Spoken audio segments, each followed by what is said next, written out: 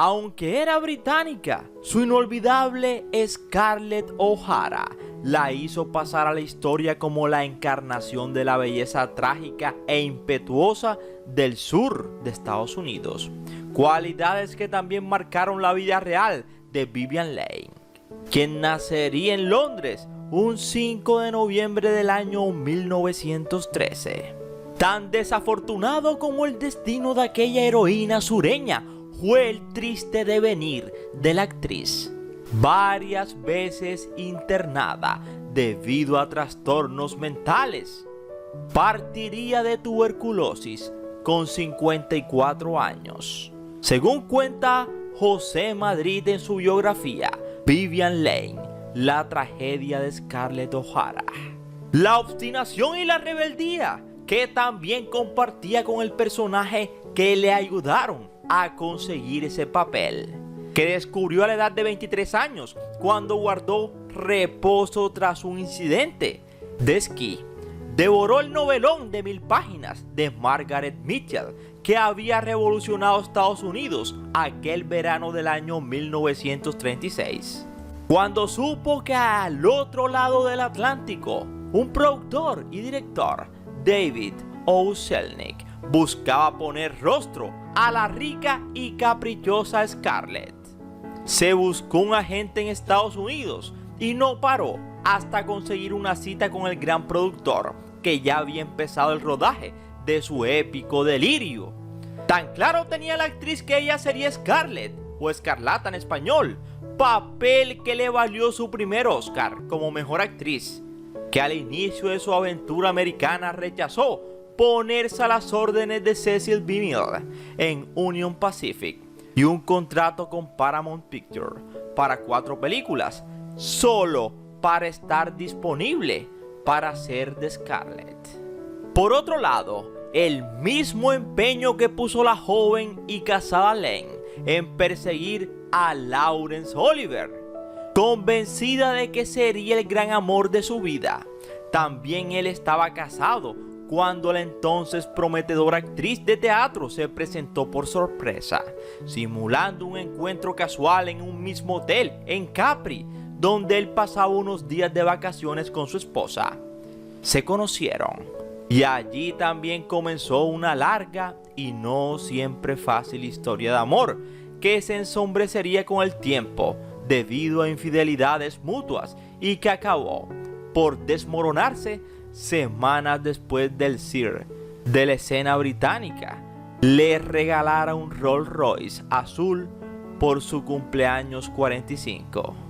Pero no solamente se empeñó en enamorar a Olivier ni en conseguir el papel a toda costa, también comenzó una larga y no siempre fácil lucha en protesta para salvar del derribo al St. James Theatre, un teatro, por un proyecto que se iba a construir unos apartamentos allí, y hasta entró a gritos en la Cámara de Lores, lo que llevó al mismísimo Winston Churchill a escribirle una carta donde admiraba su coraje, pero desaprobaba sus formas. Así que si quieres saber más de la historia de esta mujer que marcó un hito en lo que el viento se llevó, Scarlett O'Hara, o como se llamaba realmente, Vivien Leigh, te invito a que te sientes, a que te relajes y que disfrutes del siguiente video. Y una vez más, gracias por preferirnos. Recuerda que cada día somos más y que tú eres nuestra estrella, mis estrellas.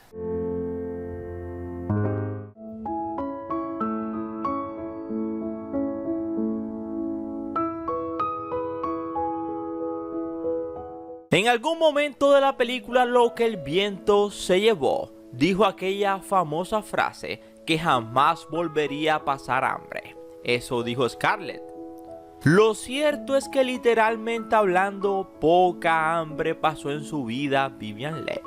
Nacería en la India, cuando aún era una colonia británica, en una familia burguesa y culta, con la que después viajó a lugares tan poco sórdidos y tan alejados como Biarritz, San Remo o París, antes de asentarse definitivamente en Londres.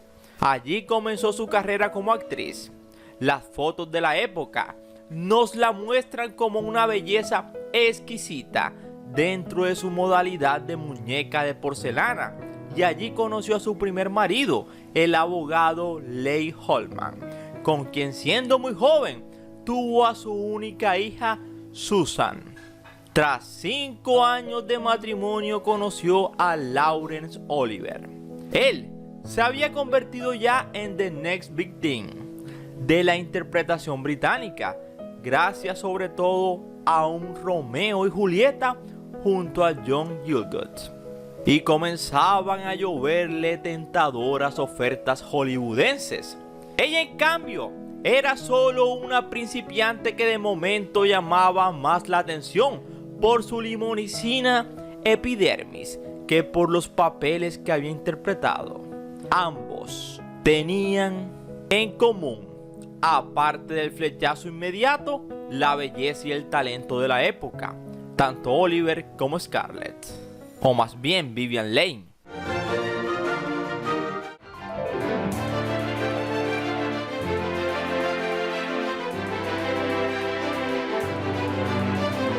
Ambos tenían también una situación familiar estable. Oliver estaba casado con una actriz de prestigio llamada Jill Esmond, con la que había tenido a su hijo Tarquin. El modo en que resolvieron el asunto también fue idéntico. Tanto Vivien como Laurence se divorciarían de sus cónyuges, a los que se dieron la custodia de sus hijos respectivamente, y así ambos quedar libres sin ningún inconveniente para disfrutar de su amor.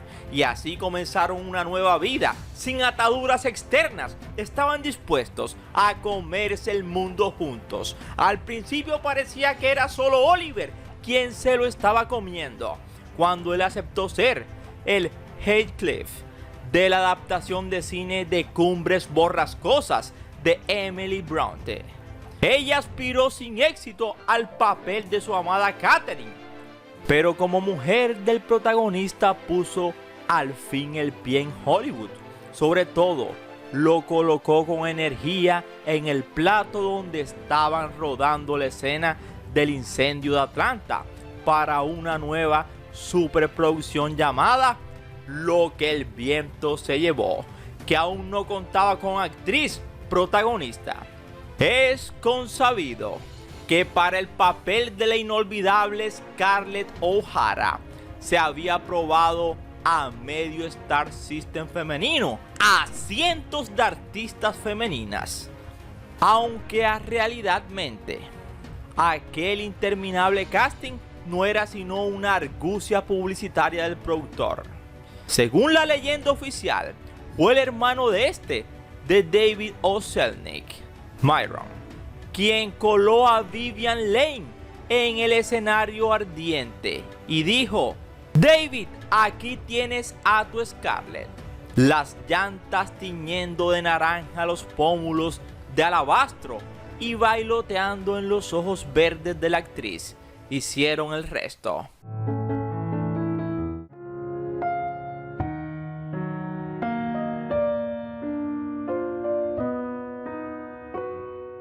Tras el éxito de Lo que el viento se llevó, siguieron una cantidad de películas. Y la pareja que parecía perfecta, Oliver y la famosa Vivien Leigh, hacían mella en todos los diarios. Pero de puertas para adentro, las cosas eran muy distintas. Perdí a Vivien en Australia, diría algún día Oliver mucho más tarde. Las discusiones de la pareja, a veces sumamente agresivas, abandonaban la intimidad de la suite de hoteles para saltar a los pasillos y de ahí a las bambalinas y restaurantes. En una ocasión la compañía contempló cómo sus jefes, sí, andaban como perros y gatos peleando. O sea, tanto Leigh como Oliver.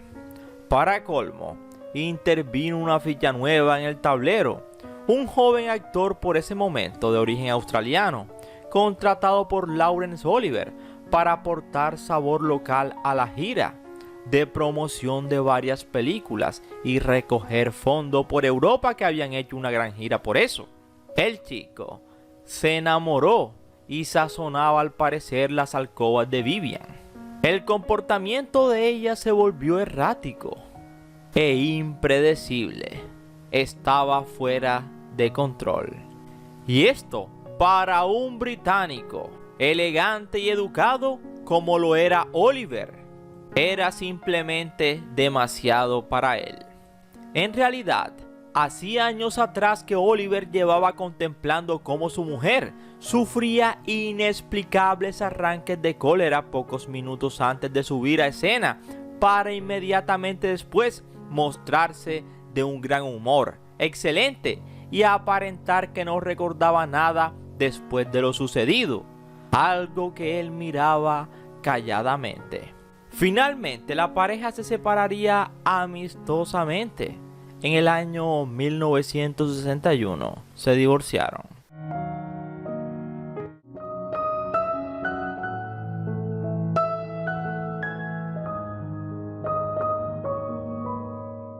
En 1960 se casó con John Merivale. Demostró ser eso, una influencia estabilizadora para Lane, pero a pesar de su aparente alegría, un periodista citó diciendo que ella preferiría haber vivido una vida breve con Larry Oliver que enfrentarse a una larga vida con John Merivale. Su primer marido, Leigh Hallman, también puso y pasó mucho tiempo con ella. Merivale se unió a ella para una gira por Australia, Nueva Zelanda y América Latina, que duró desde julio del 61 a mayo del 62, en la que la actriz disfrutó de críticas positivas sin compartir protagonismo. Su última aparición en pantalla en El barco de los locos fue un triunfo y emblemática de sus dolencias que estaban arraigadas. Antes del rodaje, el productor y director Stanley Kramer tenía intención de que Lane la protagonizara dicha película, aunque inicialmente no estaba al corriente de su frágil estado físico y mental. Hablando sobre su trabajo, Kramer recordó su valor al asumir el difícil papel. Estaba enferma y el coraje de seguir adelante. Con ese coraje, pudo hacer la película y fue casi increíble. Su papel estaba cargado de paranoia y tuvo como consecuencia una que otra crisis nerviosa que afectó la relación con otros actores. En mayo de 1967 estaba ensayando para actuar junto a Michael Redgrave en la obra de teatro de Edward Albee, Un delicado equilibrio, cuando sufrió una recaída de su tuberculosis. Tras varias semanas de reposo, pareció que se había recuperado. Durante la noche del 7 de julio de 1967, John Merivale la dejó como de costumbre en su apartamento en Eaton Square para actuar en una obra de teatro y regresó a casa poco antes de la medianoche, encontrándola dormida. Alrededor de 30 minutos más tarde, entró al dormitorio y descubrió que algo le había pasado, pues había caído al suelo. Había partido. La noticia se dio a conocer el 8 de julio y las luces en todos los teatros de Londres se apagaron durante una hora. 22 años más tarde, partiría Laurence Olivier tras una ingente carrera y con todos los premios habidos y por haber. Dicen que a veces se ponía en la televisión de casa, viendo películas viejas de Vivien Leigh, y murmuraba: esto sí que era amor. This was the real thing. Y esperamos que te haya gustado este interesante video. No sin antes decirte gracias por preferirnos. Recuerda que cada día somos más y que tú eres nuestra estrella, mis estrellas. Y no se te olvide suscribirte, compartir y darle like. Y gracias.